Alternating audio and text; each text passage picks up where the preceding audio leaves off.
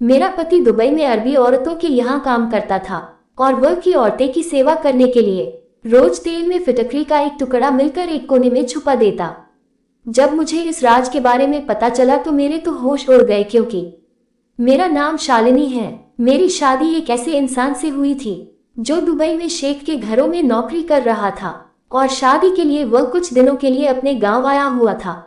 मेरा रिश्ता मेरे एक रिश्तेदार ने करवाया था, पर मेरे पति मेरे लिए बिल्कुल अनजान थे। मेरी शादी को हफ्ता ही गुजरा था कि मेरे पति अचानक मुझे कहने लगे, मेरा सामान पैक कर दो, मुझे आज ही दुबई के लिए निकलना होगा और मैं दुबई में शेख की कंपनी में काम करता हूँ। ये सुनकर मैं अपने पति सुरेश से बोली कि मैं आपके बगैर अकेले कैसे रहूंगी। अभी तो एक दूसरे को ठीक से जाना भी नहीं था और मैं पूरी जिंदगी अपने पति के साथ ही गुजारना चाहती हूँ। मेरी बात सुनकर वह कहने लगे कि मेरी मजबूरी है, मेरी वह नौकरी है और मैं ज्यादा दिन यहाँ रुक नहीं सकता, वरना मेरी नौकरी चली जाएगी। वैसे तो 1 महीने की छुट्टियां पर आया था, लेकिन कंपनी ने अचानक ही मेरी छुट्टी कैंसिल कर दी। उसके कारण मुझे वापस जाना पड़ रहा है। ये सुनकर मेरी आंखें नम हो गई थी और मुझे गुस्सा भी आ रहा था कि अनजान देश में मेरा पति इतना दूर नौकरी करता है। मैं रोती रोती अपने पति के सामान को उसके बैग में पैक करने लगी और वह किसी काम के लिए घर से बाहर चले गए। जब वो बाजार से वापस लौटे तो उनके हाथ में एक थैली थी। तभी मेरी नजर उस थैली पर पड़ी। मैं सुरेश से कहा, इस थैली में क्या है, क्या मैं इससे भी इस बैग में रख दूं? उन्होंने कहा, इस थैली में फिटकरी है और इस फिटकरी को इस बैग में ही रख दो। इतनी सारी फिटकरी देखकर हैरान हो गई और मैंने कहा कि आप वहां जाकर इसका क्या करोगे? या तो बहुत सारी है, इसे तो आपके सामान का वजन भी बढ़ जाएगा और ऊपर से एयरपोर्ट पर पैसे भी भरने पड़ेंगे। क्या वहां भी हमारे इलाके की तरह पानी गंदा आता है? मैं अपनी समझ के हिसाब से बात की थी, क्योंकि मेरी माँ हमेशा ही पानी की टंकी में फिटकरी डालती थी और पानी बिल्कुल साफ हो जाया करता था। मेरी बात सुनकर सुरेश हंसने लगे और कहने लगे, तुम्हारे इलाके में पानी साफ करने के लिए इस्तेमाल किया जाता है, पर वहां तो एकदम पानी साफ आता है।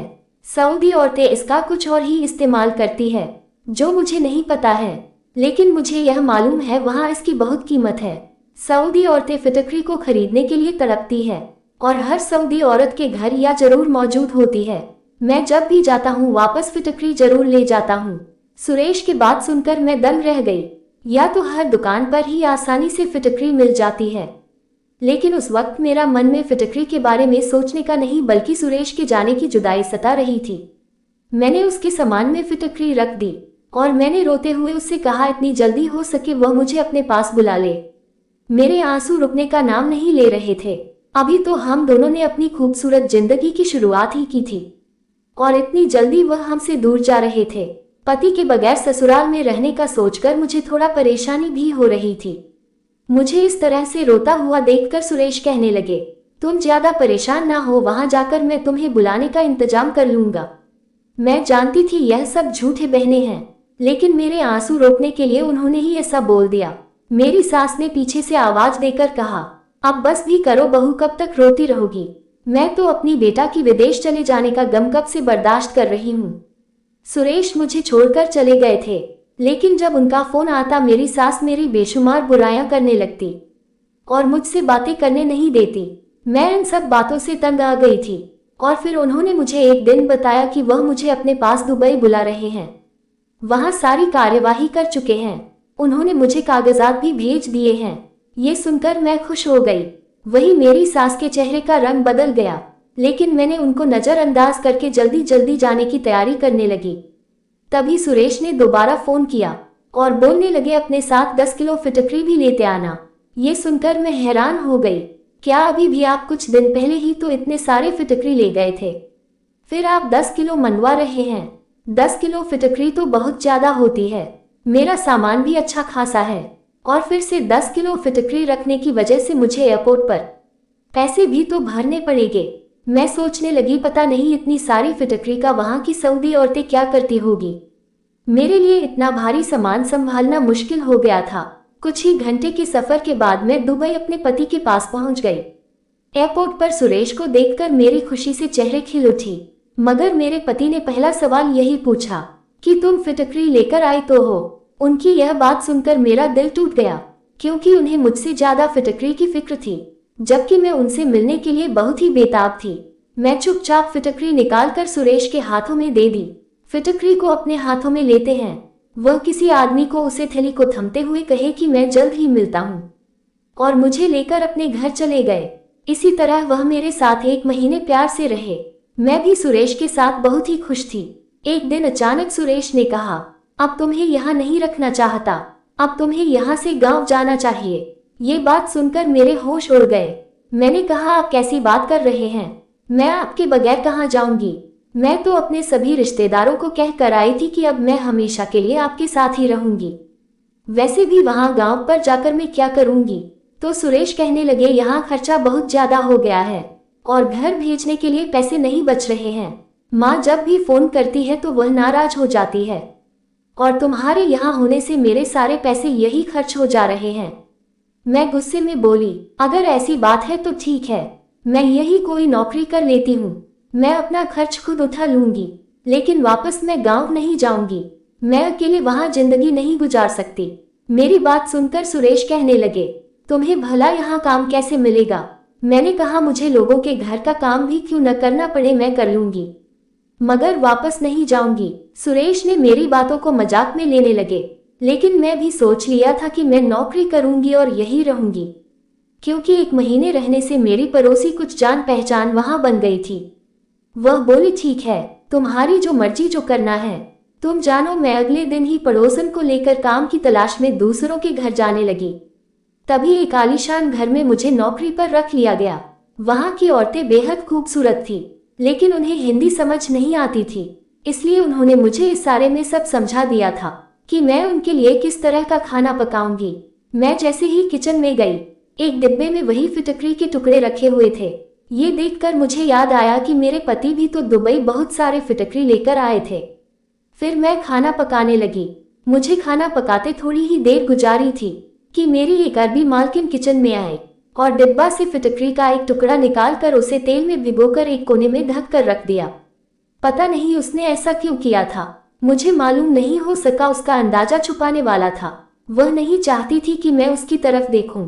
खैर, मेरा पहला दिन था और बहुत ही अच्छा गुजरा था।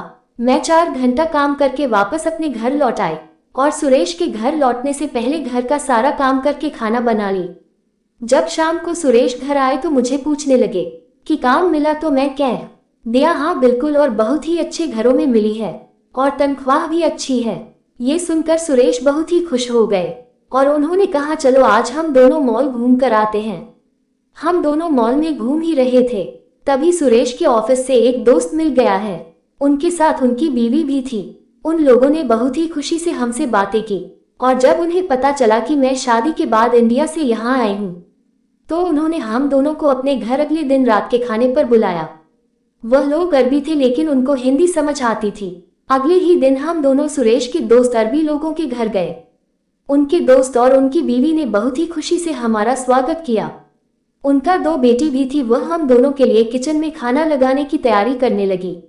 मैं भी उनके पास जाकर बोली, मैं आपकी थोड़ी हेल्प कर देती हूँ। वह मुस्कुराते हुए कहने लगी, भाभी आप बैठ जाए, मैं बस खाना तैयार करके आती हूँ। मैं उनकी बात को अनसुना करते हुए उनकी मदद करने लगी।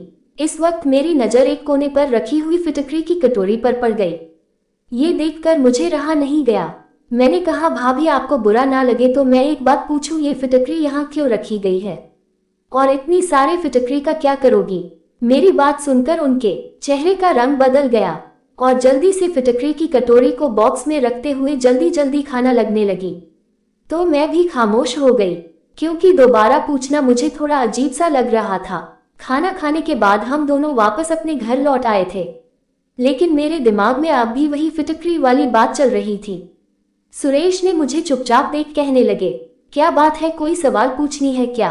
तो मैं अपने पति से कहा, मैं जिस अरबी घर में जाती हूँ वहां की औरतें फिटकरी को छुपा कर क्यों रखती है। ये सुनकर सुरेश हंसने लगे और कहने लगे, तुम औरतें तो छोटी छोटी बातों पर टेंशन लेने लगते हो। चलो मैं ही बता देता हूँ तुम्हें। याद है मैं तुमसे फिटकरी मंगवाया था, उस फिटकरी से मैं यहाँ की औरतों को बेचकर अच्छा खासा पैसा कमा लेता हूँ और इसके पीछे का एक राज है। मैं ये जानने के लिए उतावली हो रही थी, तभी उन्होंने कहा, हर इलाके की अपनी रस और रिवाज होती है, और इसी तरह इस इलाके में टोटके का इलाज यही फिटकरी है। तुम भी जब से यहाँ आए हो तुमने सारी चीज देखी जो इंडिया में नहीं होती, और जो चीज इंडिया में होती है वह यहाँ नहीं होती। लेकिन अरबी औरतें इससे बिल्कुल अलग किस्म का फायदा हासिल करती है। जो हैरान है और अलग, मेरे पति ने मुझे बताया कि अरबी औरतें पहले खास किस्म का तेल तैयार करती है जो उन्होंने अपने बूढ़े बुजुर्गों से सीखा है। नारियल के तेलों में कुछ मिलाकर इसे तैयार किया जाता है। उसे तेल को तकरीबन 2 महीने तक रख दिया जाता है। उसके बाद रोज रात को उसे तेल को फिटकरी के साथ पीसकर इस्तेमाल किया जाता है। इस अरबी औरतें हर रात को उसे अपने पेट पर लेप के रूप में लगती है, क्योंकि उनका मानना है कि इस तरह उस तेल के लगाने से उनका बेटा पैदा होगा। ये बात मेरे लिए अनोखी थी और अजीब भी। आज तक मैं ऐसी बातें किसी से नहीं सुनी थी। मैं इन सब बातों को अंधविश्वास समझाकर अपने पति को इस रोजगार को करने से माना कर दिया। वो भी मेरी बात मान लिए थे और हम अब अपने देश लौटकर अपनी नई काम पर ध्यान देने लगे और अपने पूरी परिवार के साथ मिलकर रहने लगे। अगर आपको वीडियो अच्छी लगी तो इस वीडियो को लाइक करके चैनल को सब्सक्राइब कर देना। आपका एक सब्सक्राइब मेरे लिए 1 लाख के बराबर है।